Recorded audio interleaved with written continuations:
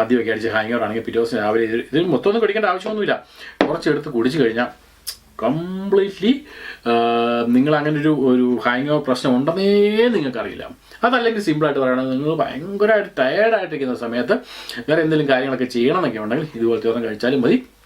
നിങ്ങൾ ആ ടയർഡ്നെസ് ഒന്നും അറിയില്ല. നെക്സ്റ്റ് 3 to 4 hours കാര്യമാണ് ഞാൻ പറഞ്ഞത്. അത്രയും വ്യത്യാസം നിങ്ങൾക്ക് ഉണ്ടാകാൻ സാധിക്കും. അപ്പോൾ എന്നാൽ ഇതിൽ നിന്ന് എനിക്കൊരു കാര്യം മനസ്സിലാക്കാൻ പറ്റുന്നത്, ഞാൻ നോക്കിയിട്ട് നല്ല ടേസ്റ്റ് ഉണ്ട്, നല്ല കളറാണ്, നല്ല മധുരമാണ്, നല്ല സ്വീറ്റാന്ന് പറഞ്ഞാൽ നല്ല സ്വീറ്റാണ്.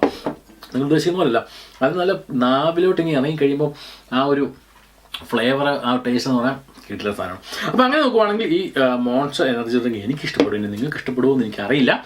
ഞാൻ നേരത്തെ പറഞ്ഞ പോലെ കുട്ടികൾ ഉപയോഗിക്കാൻ പാടില്ല, അതല്ലെങ്കിൽ സ്ത്രീകളും അവർ ഗർഭിണിയായിട്ടുണ്ടെങ്കിൽ അവർ ഉപയോഗിക്കാൻ പാടില്ല. ബാക്കി ആൾക്കാർ വേണമെങ്കിൽ ഒന്ന് ട്രൈ ചെയ്ത് നോക്കാം. നിങ്ങളുടെ ഇഷ്ടം അനുസരിച്ച് മാത്രം അത് ചെയ്യുക എന്ന് കരുതി ഇത്